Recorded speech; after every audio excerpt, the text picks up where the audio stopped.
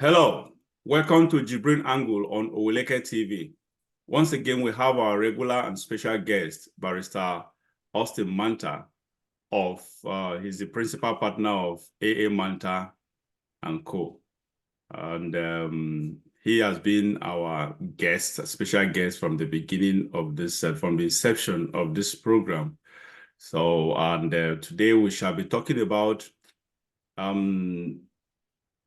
some current affairs, some current recent happenings in the polity in Nigeria, to be specific. I will be talking about the NNPC loan. Some of you, in case you've not heard, the NNPC has borrowed about $3-something billion loan, and we'll be getting the details from Barrister Austin Manta, and we'll definitely discuss the issue. We shall also be talking about the movement. The government is proposing to move federal airport authorities to Lagos. They want to make the headquarters in Lagos, relocate the headquarters to Lagos. And CBN, part of CBN, some departments, they want to move some departments of CBN to Lagos. We shall be discussing that and the politics around it. And we shall also be talking about another corruption case that has to do with the Chief of Naval Staff. And yes, that's another issue that I have to take this because the issue that has to do this issue borders corruption, and we've had cases of corruption in a very, very short while, within a very short period of time, in the life of this new illegitimate Tinubu government. And so we shall be talking about all that. And if time permits, we will be talking briefly about the Rivers State court issues. We had that the court actually ruled against the governor in the legality of budget that was passed by 4 members of the House of Assembly. And we shall be talking briefly also about Edo politics if time permits. But for now, this is the 3 topics we shall be hitting at. Once again, Barrister Manta, thank you so very much for taking out this time from your busy schedule to be with us on this show. You're welcome again. Thank you very much. All right. Can you please let's go straight to the point. Can we talk about NNPC for a start? This $3-something billion borrowed. Can you give us details of everything around this topic? Well, the truth is that the full details of this emerging issue of a loan of $3.3 billion is not yet completely out. But what we know is that the government claimed that in the aftermath of the free fall of the naira to the dollar, they needed to stabilize the naira, and they needed foreign exchange to help stabilize the free fall of the naira. So they came up with a plan to borrow $3.3 billion. Now, what the issues that agitate people's mind is, number one, the government can borrow money by itself, or the NNPC can borrow money and it can be guaranteed by the government. But in this instance, they created what is called a special purpose vehicle. That is like a company. They incorporated a company in the Bahamas, of all places. It is that company that is the borrower. Oh my God, really? And NNPC is the guarantor. NNPC will guarantee the payment of that loan. It is supposed to be at the rate of 12%, but the repayment is to be by the supply of crude oil. Wow. So a lot of questions are agitating people's mind. The full details of this is as if the whole thing is shrouded in some secrecy. You find the former Vice President Atiku Abubakar challenging the government to come up and give details to Nigerians, make explanations to Nigerians why they have to create a special purpose vehicle. And of all places, the Bahamas. You know the Bahamas as a tax haven. You know the Bahamas as a venue for hiding corrupt public funds looted from governments all over the world. You know the economy depends on hiding looted funds and making it almost impossible for governments to recover those funds. So why go to Bahamas to create a special purpose vehicle to borrow the money when the government can borrow the money direct, when the NNPC can borrow the money direct? Then you talk about a 12% interest. Yeah, which is high, very high. Which is high. It's high. Which is My very God. high. My God. In Nigerian terms, with the level of corruption in Nigeria, I believe that everybody involved in that transaction will end up as a multi-billionaire if care is not taken. Now, if full facts are not subjected to debate and approval of Nigerians. Now, hold on, because for a special purpose vehicle to be involved, to be used in this regard, it obviously means that it's a secret thing. So how did this come to light? Who broke the news? Or it was a leak? It was a leak. No, they were the full details as we speak are not yet in the public domain, but there were talk of government obtaining a loan of $3.3 billion. And some leaked information shows that it is to be done by a special purpose vehicle registered in the Bahamas. And the payment is to be by supply of crude oil for repayment of it. The part of it that is even more intriguing is if you know the current level of production of daily production of barrels per day in Nigeria is about 1.38 million barrels per day that we are producing. Now, you are supposed to be paying or supplying about 90,000 barrels per day. For this loan? For this loan. And you will supply it until it reaches 164.25 million barrels. Wow. Now, if you look at the benchmark of the sale of Nigerian crude oil, even from the budget, it's about 77 point something dollars per barrel. So if you are going to supply 164 point something million barrels, it averages $12 billion. In other words, you are going to pay $12 billion for a loan of $3.3 billion. So calculate the total interest will come up to about $8 or more billion.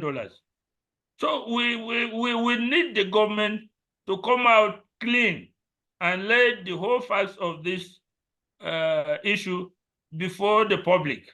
You see, what? Go ahead. Yeah, you see, I think what they wanted to give out to the public is the first part of this, that okay, the NNPC government wants to borrow, NNPC wants to borrow, get a loan internationally. That is exactly what I think what leaked, which is a secret, which I think is a secret, because they could have this is anything, if government have to use special purpose vehicle, as a refer to SPV as they call it, it's such issue or such case is always shrouded in secret because it has to do with corruption. It always have to do. There is just no justification for government to prefer to use a special purpose vehicle, because SPVs are usually shrouded in secret. It's a back door, it's a back channel kind of transaction, and that is why obviously because it is shrouded in corruption.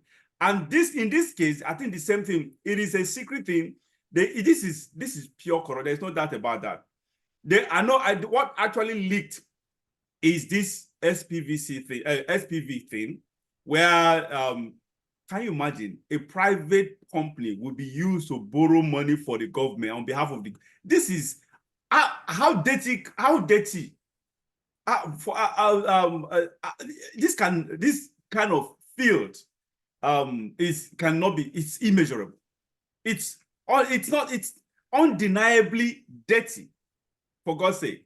I think that is the leakage. That is what leaked out to the public, and obviously they are not happy about it. They would have made it official that okay, NNPC, that is okay. I think that one is actually all right, okay for them for it, because they will definitely, of course, when NNPC collect, it has to be made public and official.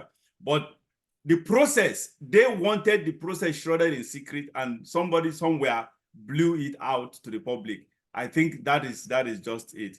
Now, so the government has been challenged, particularly by the former vice president, to come out and confirm if they have already taken the money.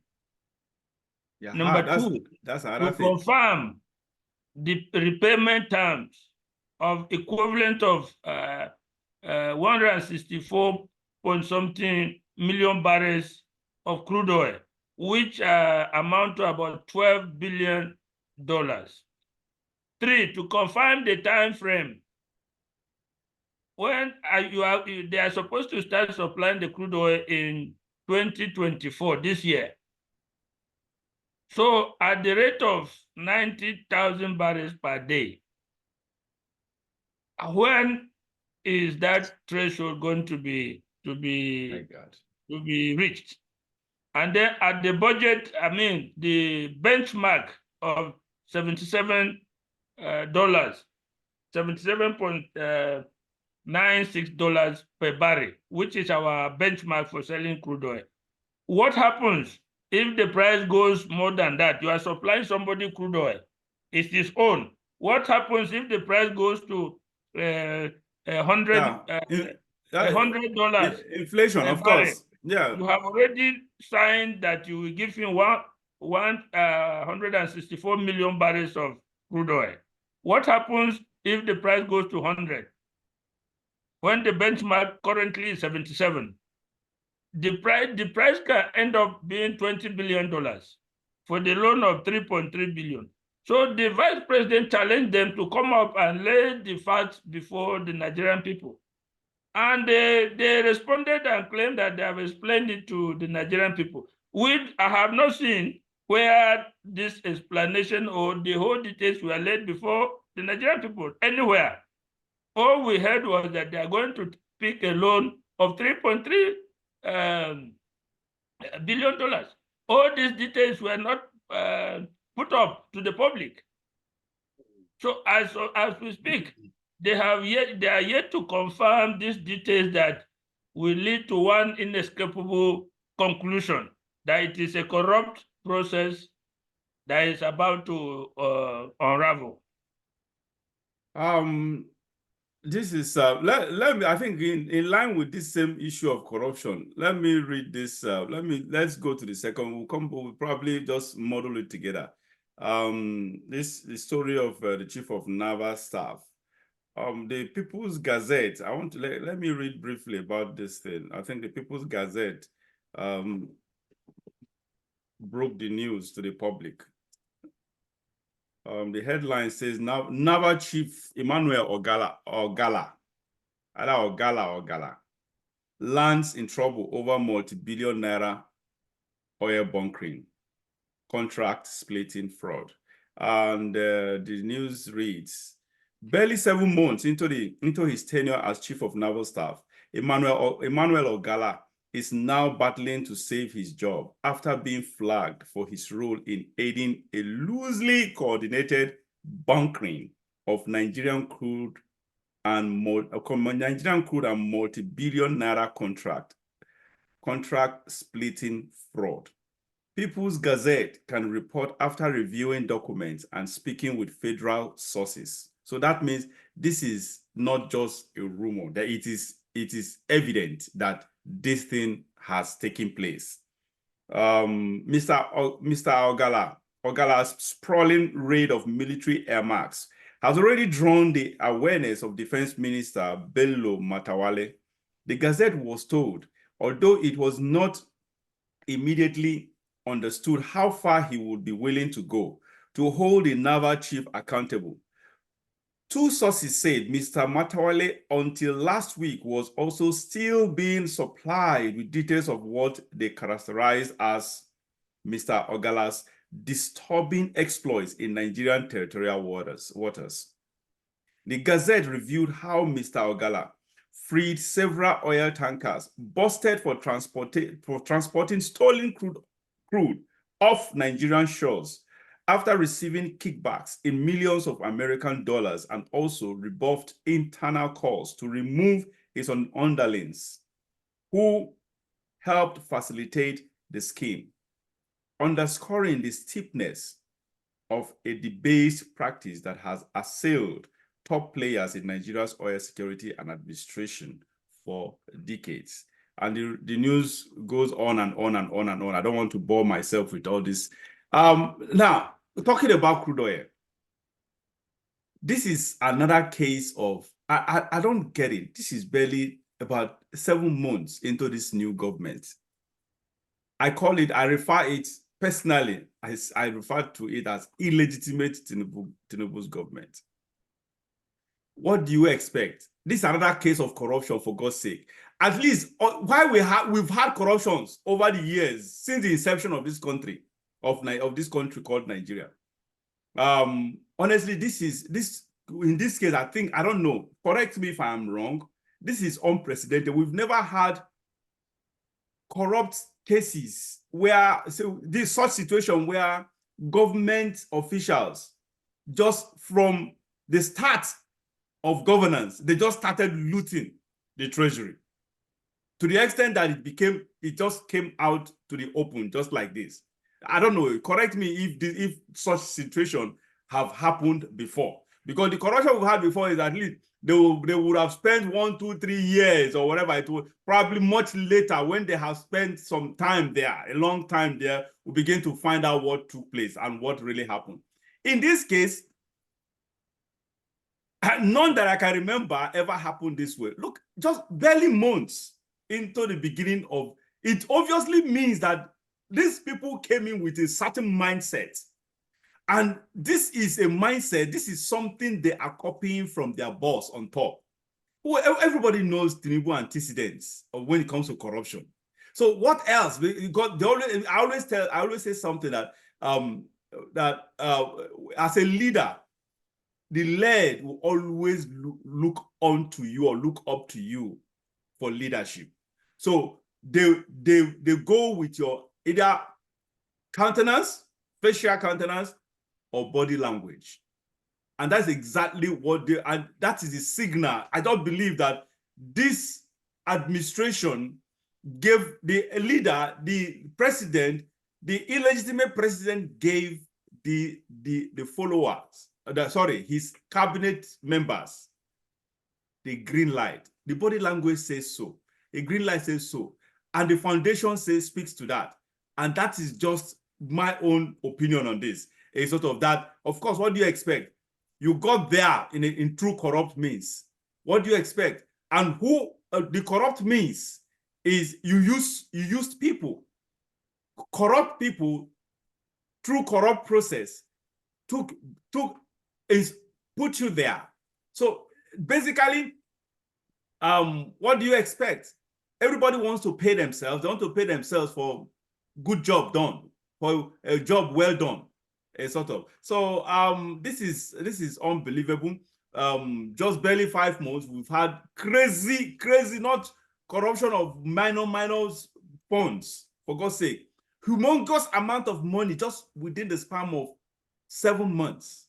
This is unbelievable. Barrister, can I get your take on that? Yes, the the issue of corruption is in Nigeria is systemic.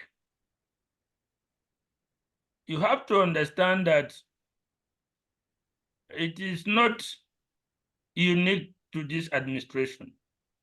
It's a continuation of what has been happening.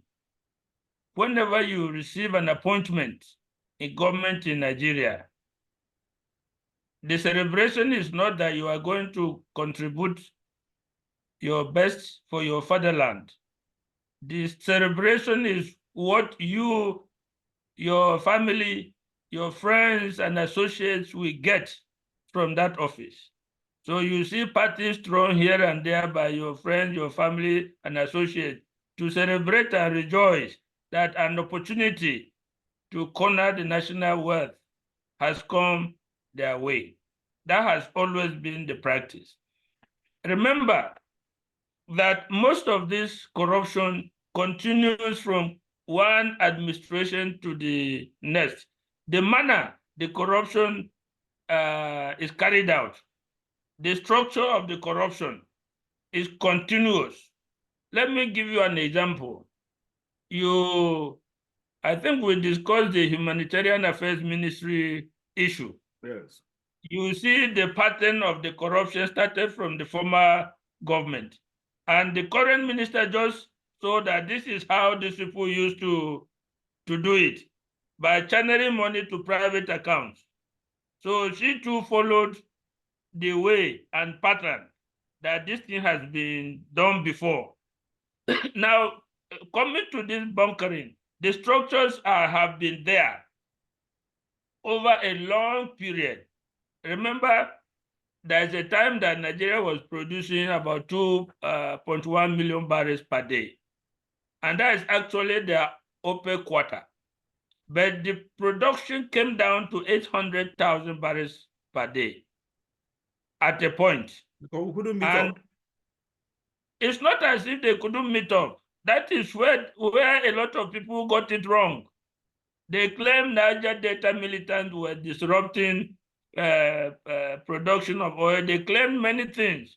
But the fact is that most of it were being stolen. Stolen, yes, of course. That's why we couldn't meet up now. I know that, of course. That's it. Yes, most of it was being stolen. Yeah, that is it.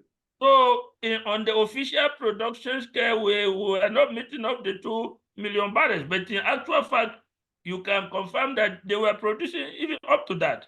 The rest of it being stolen on a daily basis. There are pipelines that have been discovered, illegal pipelines connecting crude oil loading sites to the sea, to the high sea. Vessels coming to stand on high sea. People who organize pipelines. Can you imagine the undertaking, the financial and technical undertaking to hook on a pipeline, crude pipeline inland up to the high sea, unofficially, privately? My God. To load vehicles that will come and stand on the high sea for crude to be taken. So these things cannot be organized without the security personnel, without the connivance of the Navy and the security forces. So it has been going on for some time. So if today you are appointed the Chief of Naval Staff, you will see the structures that have been there, that people, your predecessors have used, you understand, to take this product. And then you just simply say, okay, this is my opportunity to also follow through. And you now continue the process. You now continue that corrupt practice. So it is not surprising It's not an isolated thing. If you talk of Nigeria as a country,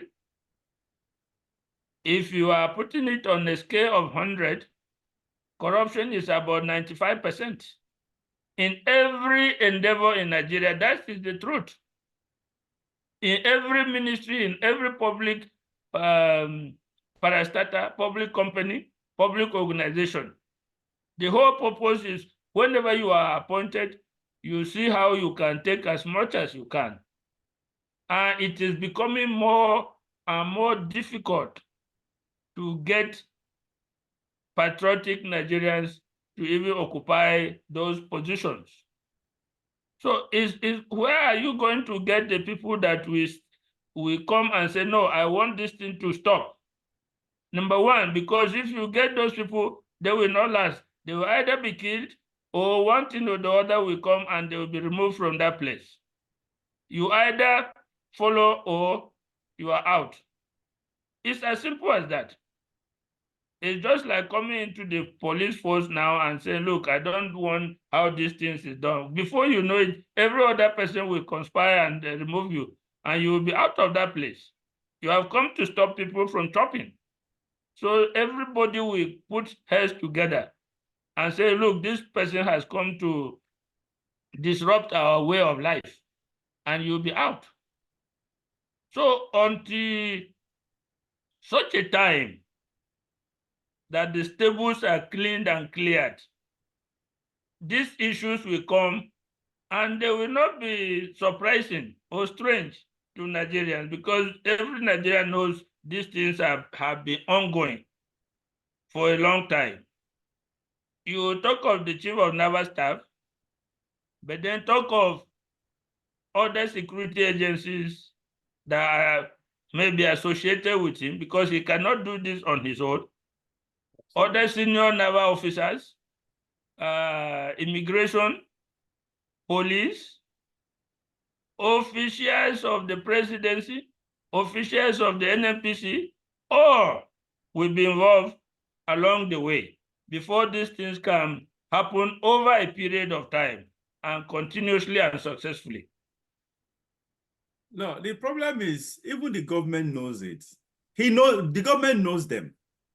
I think it's because it is practically important. This issue of oil theft has been on as probably since the inception of oil discovery. That's just the truth. Anyway, that may be exaggerative, but oil theft has been on for decades, almost as old as NNPC. So it is practically impossible for someone to tell me that all the presidents that were in power at those times didn't know. They knew quite all right that there was oil theft, but it's not possible for them to say that they didn't know who were responsible, the people that were responsible for this oil theft. My problem is, see, if they knew, why didn't they go against them? Just as now, Tinubu, the illegitimate president, knows, of course, it is practically impossible for him to say, just like, it's not possible for, like you said, you just pointed, I have read the details of what it takes. I've watched analysis of what it takes to actually steal crude oil in Nigeria. It is after watching this documentary, it was obvious that there is just no how the president wouldn't know about this. Whoever is in charge on top wouldn't know about this. You just enumerated everybody. You have immigration, we have customs, you have the NNPC officials, you have the security agents, other security agencies involved. Everyone, almost the key government apparatus are involved in all. It is not something where just maybe 10, 20 people organized within themselves and just execute. No, it is something that has to do with institutions. Just like you pointed out, government institutions, security institutions are involved. So if institutions are involved, tell me, why would the minister not know? Why will the DG or the PAMSEC or whatever not know? Why will the president not know? It is practically impossible that the president wouldn't know such thing. Because anything that must go, that can go through such process, or that will go through such process, will always get the consent, will always get the nod of the president, and that's just it. This is wickedness. It's all, analyzing it this way just gives me that impression that we've never had a good president in this, apart from, okay, the post-independence era. Okay, we had good people who meant well, who were patriotic. The Tafawa Balewas, the Nnamdi Azikiwes, they were patriotic to the Nigerian nation, sort of, and probably that is why none of them were, except I think, okay, no, not corruption case. I say different thing entirely. So that is just it. After them, from then onward up to this moment, we've never. The truth is, we've not had. Okay, maybe Gowon, Yakubu Gowon. Okay, he wasn't corrupt to the best of my at least knowledge. He was not corrupt. That is it. Then who again? Obasanjo's after Gowon. That time, okay, he was not corrupt.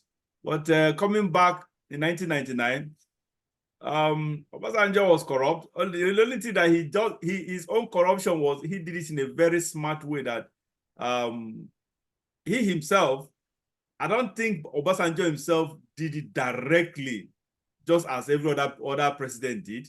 Some other presidents did. I think what Obasanjo did was he opened doors for his cronies, his friends, and his corruption was by proxy. So these people gave things to them, and they came back giving him returns. That's just, I think that's just it anyway. But all of it, basically, none of them, no president's hand is clean when it comes to this oil theft. And so it is unfortunate that Bola Tinubu's government is even is going to be worse. Of course, what I've just read now, it is already getting worse than the previous experiences we've had, sort of. So this is wickedness, and it is even more wicked that these same people, just like you noted, they wouldn't let the good people take up the mantle of leadership to do things right. It's unfortunate. It happens in all spheres of the Nigerian nation, from the lowest to the highest level. Just like you pointed, everywhere is just full of corrupt people. You come, you want to do the right thing, they just connive or conspire against you to take you out. It's either they kill you or they find a way to implicate you in one thing or the other, so that you'll be able to get frustrated out of this. So that is just it. But at the same time, I keep telling people this, that others are doing. Look, I have never believed, and I will never believe in, if you cannot beat them, you join them. That's just the truth. I rather keep my integrity than to soil my name. And so that's why I get so pained when I see so men of God, pastors or reverend fathers or whatever, they get to a position of authority. When they get there, so many things will be happening. When things starts happening under their watch. And yeah, I understand sometimes they want to do something, but why are you still there? If you want to walk, do the right thing, and you have resistance, you try to force it, you mount your own pressure, try to do what you have to do, and the resistance became or becomes stiffer. What happened? You just throw in the towel. That's just the truth. I always tell, look, resign. And that's for people. And I don't know why. My problem is, and when people are passing through this, people don't, like someone like me, honestly, you employ me or you give me appointment or position to do whatever, and I try when go there to do the right thing, and you say no, I face serious resistance or threats or whatever. Trust me, I will come out. Even if I'm resigning, I will blow up the whole thing. I will confess. I will tell people everything. I will tell the public. That is just the truth. Why I am resigning. But what we have, you see people, sometimes you see people who have the courage to actually resign because they fail to do the right thing. They just resign, and when they are asked, why did you resign? They just use something different, something noble, a kind of noble story to tell you the reason, give you reason. Okay, I have to, I want to face my family. I just family issue or something like I want to take care of my family. I want to spend more time with my family, or I want to do so whatever. They just find some instead of them telling the public exactly what happened. Probably they are afraid they will be. And so what? Why will someone be afraid to die for doing the wrong thing? That's the problem. People are not courageous enough. Are not courageous enough. You are laughing, but that's just the truth. Honestly. I have to laugh because I remember Fela's song, Why Things Cannot Work, when he said that everybody say I have 2 children. My aged mother is in the village. I have not given her food. I have not done this.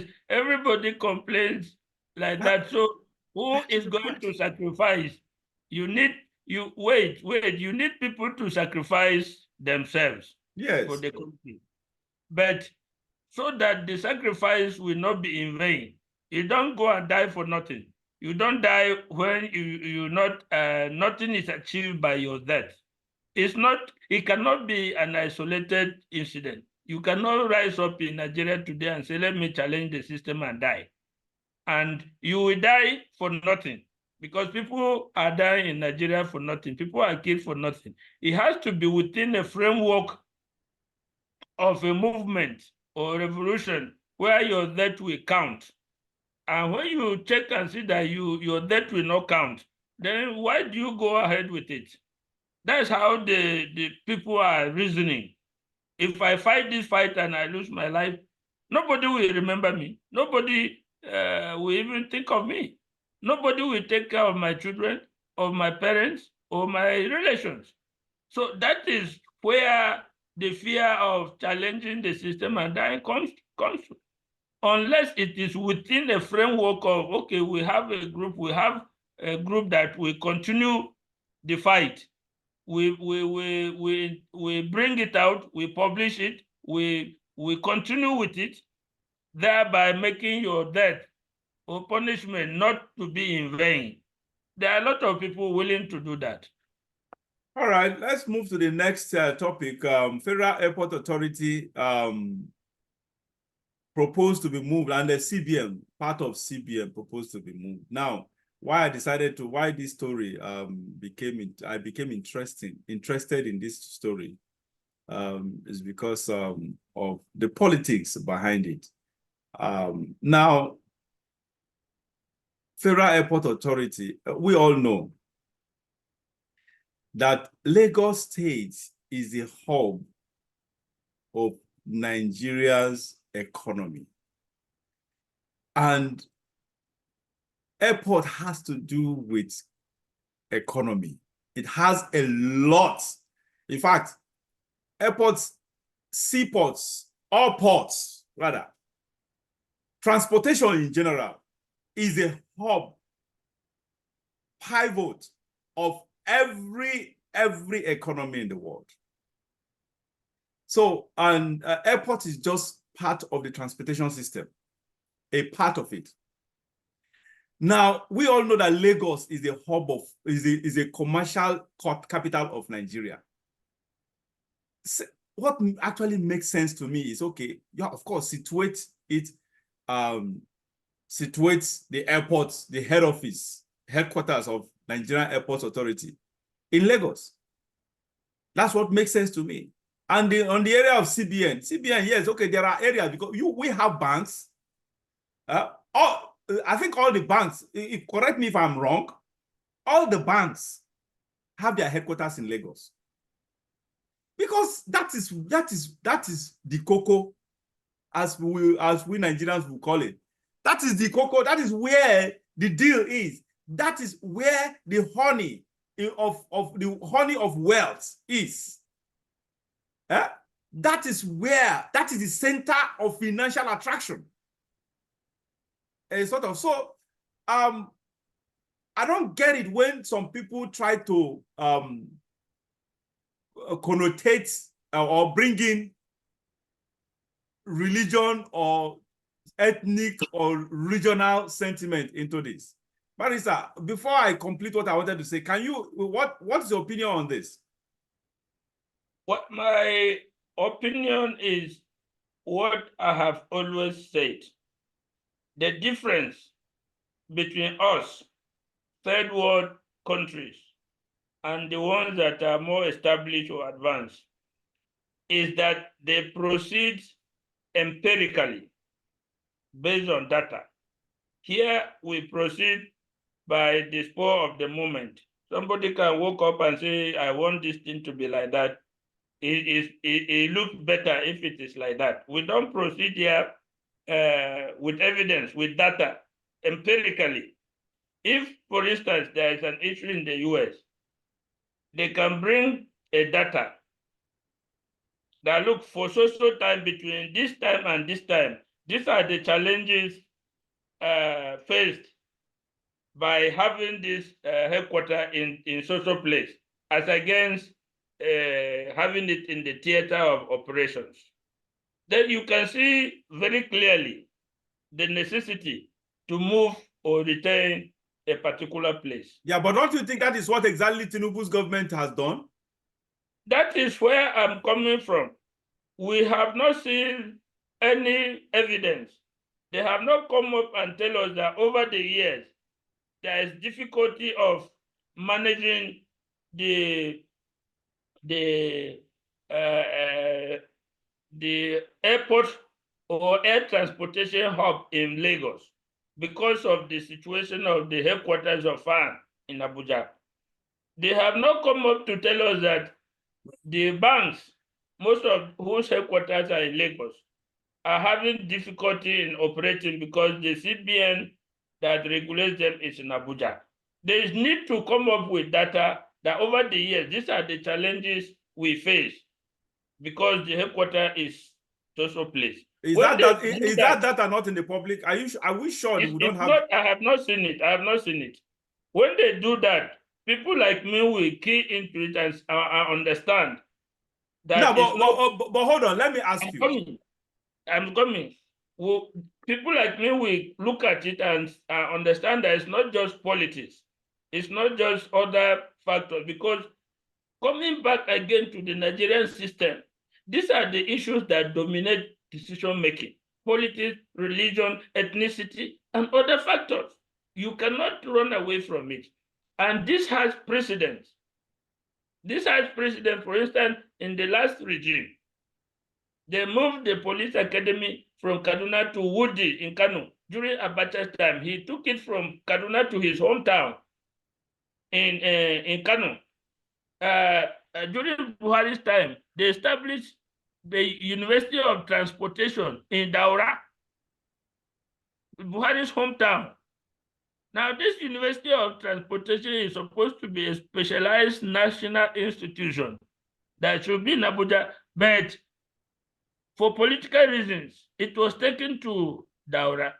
So we can give instances upon instances where decisions on location of certain things are not based on economics, are not based on administration, are not based on other things, but are based on ethnic, geopolitical reasons. So for government to convince people and to have the confidence of people, they should first come up with data and defend the decision. In this case, for instance, the CBN, what they said is the congestion, that the CBN is congested in Abuja. That is, as far as I can hear, I can know, one of the reasons for moving is that there's congestion in their headquarters. As a matter of fact, with the role that they play and the mandate, it's like the building they have there is not adequate. No, but hold on. But no, hold on. That's not true. Sanusi Lamido Sanusi, the former ABN of Lagos, Kano State, he came out on this. He said, in fact, in his term, he actually wanted to do that. He wanted to do that there are departments that are supposed to be operating from Lagos, that it is more convenient for them to work from Lagos. Sanusi came in fact, he said he was, I've forgotten how he said it and what happened, why he didn't actually implement that. Now, he said that decision was actually on his table already. He was about to implementing it before what happened. So if Sanusi himself came out to say this is the right thing, it is objective. It is not about sentiment. Because I have thought, I said, look, for God's sake, who cares about federal? I don't know what has that got to do. Federal Airport Authority, part of CBN, not the entire CBN, just some departments. Because that's the question I wanted to ask you. Let's even assume, okay, they didn't come with this explanation. What has that got to do with? It's not a sensitive. Tell me, Federal Airport Authority, for God's sake, the key airports in the country are in the south, and are in Lagos, Port Harcourt. So what has that got to do with interest, regional? I don't understand. What does that take away from the north? What has few departments in CBN been moved to Lagos? What will that take away from the northerners or from the north? Tell me. Let me tell you that I personally am not opposed to the movement. I'm just trying to lay a background of what we call perception of the average Nigerian. Yeah, but this is a common sense thing now. It's a very difficult issue when we have been boxed into this kind of chauvinistic perception of everything that government does. So you have to come from that level and now understand. For me, I have no quarrel with that because I have quarreled in the past. They established a university, Institute of Petroleum Studies in Kaduna. Kaduna, yeah, instead of Niger Delta. Institute of Water Resources in Kaduna. So you begin to wonder, what do we need to establish a Water Resources Institute in Kaduna? Why do we need to institute or establish a Petroleum Institute in Kaduna? Far, far, far from where the petroleum is produced. We don't need that. So all these things comes back to perception.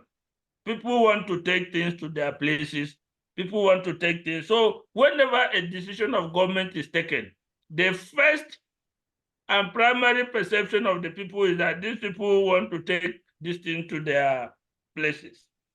So the difficulty is coming out to convince the public that no, there are good reasons. I, for one, I have no difficulty in accepting that.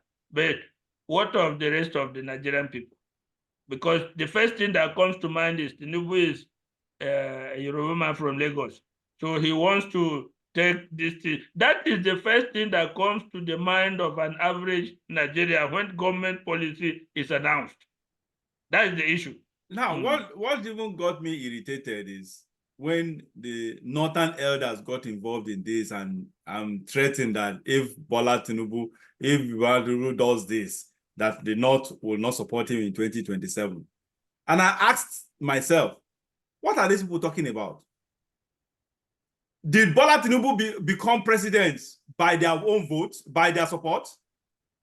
That is what you heard the interview that Senator Ndume gave. Yes. Warning Tinubu that on this issue of transfer of some departments of CBN and FAN to Lagos. Yes. He was very, very bitter, telling Tinubu that Tinubu should remember that he was not elected by votes from the South, that he was elected by votes from the North. You know, this is what I was telling you, that this is the sentiment and the first thing that comes to the mind of now you can see not just an average Nigerian, the one we can say the elite, senators, elders, who are supposed to know better. But the Nigerian situation is so convoluted that the elders do not know better. The wisdom is not in the elders. The elites do not know better. The elites are misleading the youth. I don't know. And going into that direction. My problem, I don't know. Northerners, I was born and bred in the North. There was a time in my life that virtually all my friends were actually Northerners. I honestly, I don't know why Northerners, especially Hausa Fulani, they are so full of themselves. Why? I don't get it, for God's sake. This pride is so overwhelming that they don't even hide it anymore. Somebody moves an institution to a different location and you are raining hell and brimstone. People moved past governments, in the past governments, people have moved institutions from the relevant locations that are relevant to this institution, directly relevant, connected to these institutions, moved into a location that is completely not relevant to this location. Fine, they know. Just like you mentioned this transportation. Tell me, what's in transportation this thing did for inside Daura? Of course, it was Amechi who did that. Amechi did that to seek favor. That is one of those things he's not happy about. He felt he has done, he just felt Buhari betrayed him after sacrificing so much during campaign as the GG of his campaign, and during as a minister, moved located transportation university to in Daura. All those are the whatever they did. Now tell me why you did that. You did that because for political reasons, just to seek favor from, just to get favor from the president. A sort of, when you know that in Daura there, it is completely irrelevant to it's not connected to that environment. A sort of, so that is the point. Now over the years, past governments have done this, taking so many key things, key institutions that are connected, that are very, very relevant in the South, relocated completely, took them to the North. The Northerners, nobody. These are important. You have mentioned Petroleum Institute, being taken from Niger Delta to Kaduna or whatever. Key position, key institutions, important sensitive institutions. Relocated them to the North, and nobody cried foul. People, everything just everything just died down. No issues, no cry, no lamentation. And now common federal airport wahala. And part of CBN, just few departments in CBN, which even Sanusi himself objectively came out to support, that in fact, that issue came up in his term.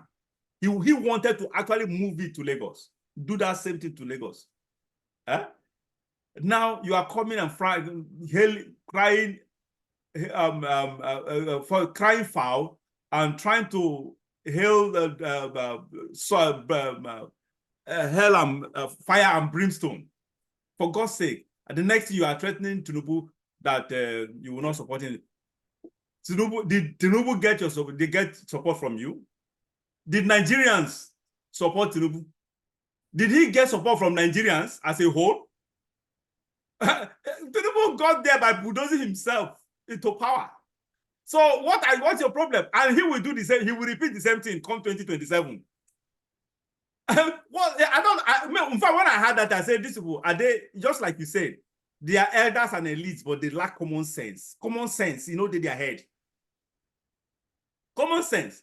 This common sense, they come on after all, because you see people who that you expect them to think the normal way.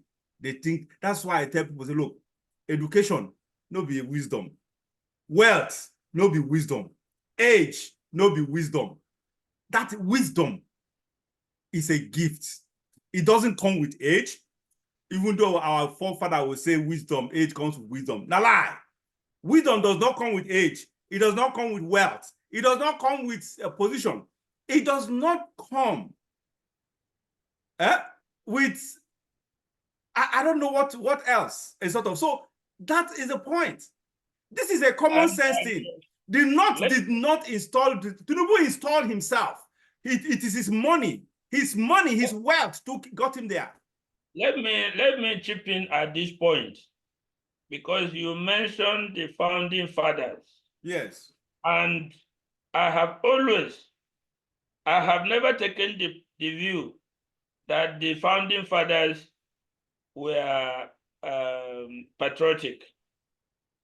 I have always taken the view that they are the problems of Nigeria. It's the foundation that they laid wrongly that is causing us the problems of today. Back then, with Azikiwe, with Awolowo, with Sardauna, the issue was domination. And it is that issue that you see now showing multifaceted branches where institutions should be cited. The fear of whether it is justified or not, the fear of domination of one group by another from day one, from our foundation, is what has caused this unreasonable, malevolent fight for everything, including even the citing of an innocuous agency like this in certain places. Do you know that some people are even going to the extent of saying this movement of CBN branches and FAN is a prelude to an attempt to move the federal capital back to Lagos? Yeah, I heard that. Even going to that extent. Yes, I heard that too. Oh my God. So you see the mentality that carried over from our founding fathers when their issue was, we don't want to be dominated by these people, and we are to dominate. Not just that they don't want to be, they wanted to dominate. You understand? Yes. They were not looking for equality between the people. On one hand, they did not want to dominate. They did not want to be dominated. On the other, they wanted to dominate. Yes. So it became a crude fight for national resources, for the wealth of the country, even going into where an agency is situated, because where it is situated in Nigeria matters. Virtually every institution that is situated in the far north, you can bet a federal institution that is going to be run by the northerners. Everybody there, including messengers, will be from the north. So the fight for siting and situation of agencies can be understood against this background. It didn't start today. It comes within the greater ambit of this issue of we must control Nigeria, we must dominate. That's part of it. Yeah, you see, when I mentioned that Azikiwe, Tafawa Balewa were patriotic, I was actually, my own was in the area of, when I mentioned that it was in the area of looting funds. Now, that is just why I mentioned that, because I've always had your own opinion, your belief that the problem, Nigerian problem, came actually from our founding fathers. I think some years back, I wrote a very short article to that effect, that the problem is actually, Nigeria's problem is actually, especially the one that has to do with what we are just talking about, this issue of regional supremacy, tribal supremacy, and all that sort of whatever. It actually started, or dominance, it actually came from the foundation. That was the foundation. In fact, that was how Nigeria was given birth to.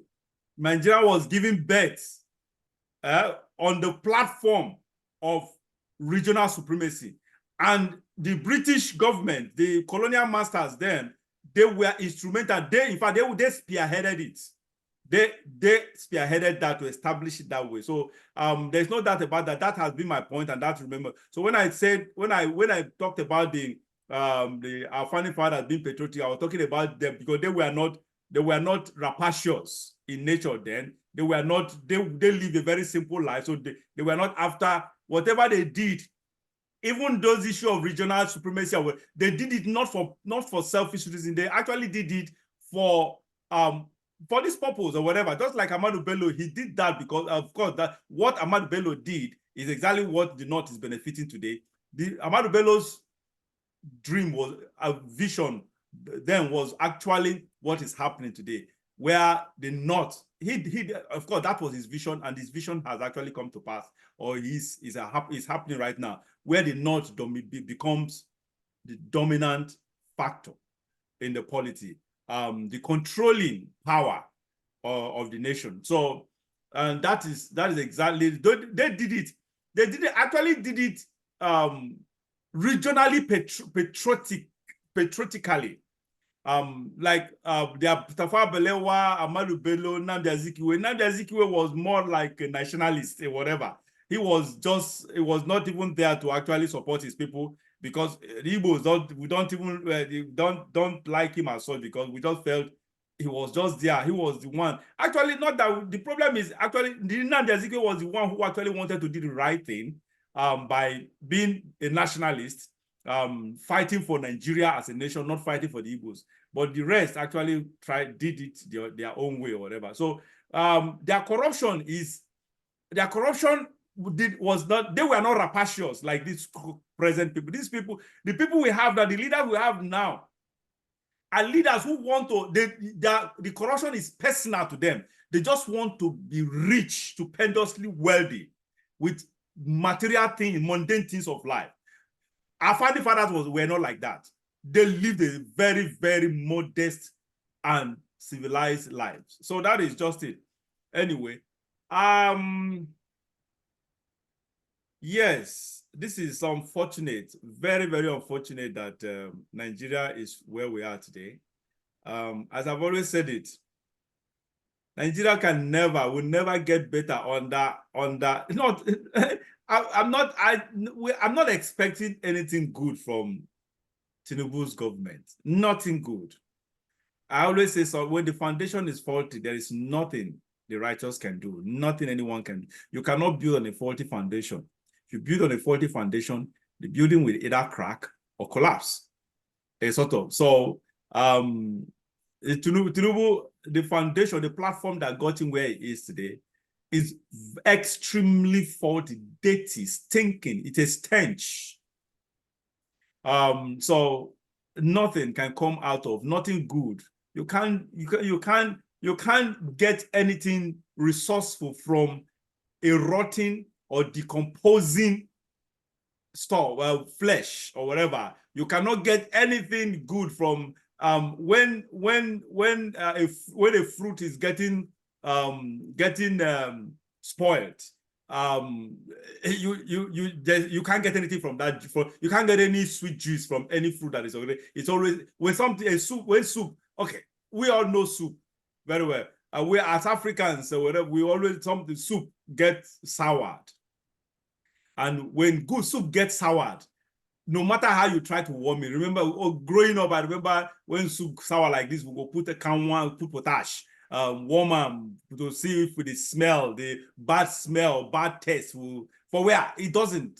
When soup is sour, gets soured, there is nothing you can do about that. That's the situation we have with this current government. The foundation is bad. The building will also be bad. There's nothing. We have the signs all over, written all over. That's why we every day we see one corruption or one corrupt issue case or the other. That's exactly what is happening. We cannot get anything more other than corruption news all the time from this government. It will continue that way up to 2027. And if God does not intervene in 2027, honestly, if God does not intervene, Tinubu will rule for 8 years. Except God intervenes. That is just the truth. And again, Northerners, to my Northern friends, don't stop boasting that you won't give Tinubu your support in 2027. Tinubu does not need your support. Just like he didn't need the Nigerian support. Tinubu doesn't need Nigerian support anymore. He has practicalized it and he succeeded. What makes you think he will not do the same thing? He will do the same thing. He doesn't need Nigerians anymore to remain to get even second term. He doesn't need Nigerians, not to talk of North. Make una know they talk this kind of thing again. Make una go. You people should just keep your mouth shut. Tinubu does not need your this thing. He will rig himself through. He will use his money, his power. I've always said it before. Somebody did it when he was not in power. He didn't have the power. All he had was wealth. All he had was money.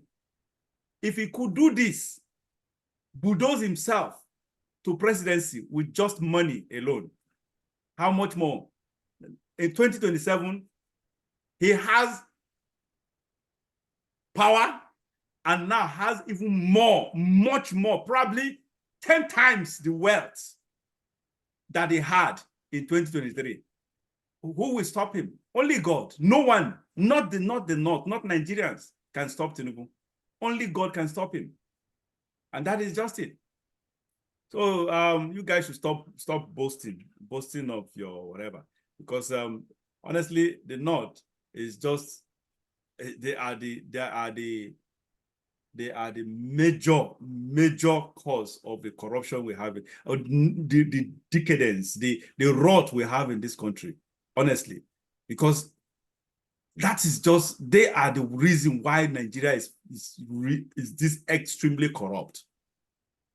I don't even want to go into that details because we don't have time, but I will go into details why I have that opinion that the North is responsible for the corruption we have in Nigeria today.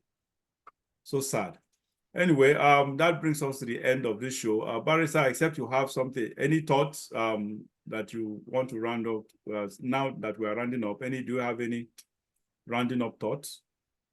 Well, my rounding up thought is that there is no issue of corruption that will be raised now that will be a surprise or a strange thing to me, because I already have a good idea of the level of corruption in the system.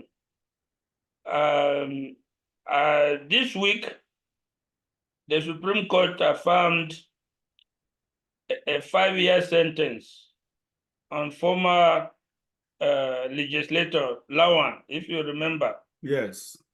Who took bribe. A bribe from Otedola. Yes. Then he was convicted. He appealed to the Court of Appeal. He was sentenced to 8 years. The Court of Appeal reduced it to 5 years. He appealed to the Supreme Court. The Supreme Court has confirmed the sentence of 5 years and asked him to serve the sentence. Now, those are rare instances you hear. Yeah. There are, you can say he's unfortunate. Yeah, scapegoat. Because his case has gone and concluded at that level. So he will go into the can for to serve his sentence. But we know people like Oji Ozakalu, his case was aborted. We know the current Senate president, he was accused of hundreds of billions of dollars of naira. We know so many ex-governors who are facing criminal charges of billions. They are walking free. They are in the Senate. So it is only the unfortunate ones that end up with the kind of sentence and the final conviction where there's no more appeal pending. Even then, you can be pretty certain that maybe in the next year or two, he will be granted a pardon. Yeah, just like done in Plateau, yeah, in the case of Plateau and Taraba states. Governors. So all these things they are not strange to me. I'm not surprised. Even if you come up today and say one person has stolen $10 billion, it will not surprise me. We unfortunately have put ourselves and boxed ourselves into this corner. And there is very little we can do for now. All right. Thank you so much, Barrister, for that closing shot. And viewers, you have been watching JIBRIN Angle on Weleke TV with Barrister Austin Manta, who is a principal partner of AA Manta & Co., a very, very senior lawyer. I hope you enjoyed this conversation or this discussion. Please join us once again next week for another edition of this show. My name is JIBRIN. Remain blessed. Bye.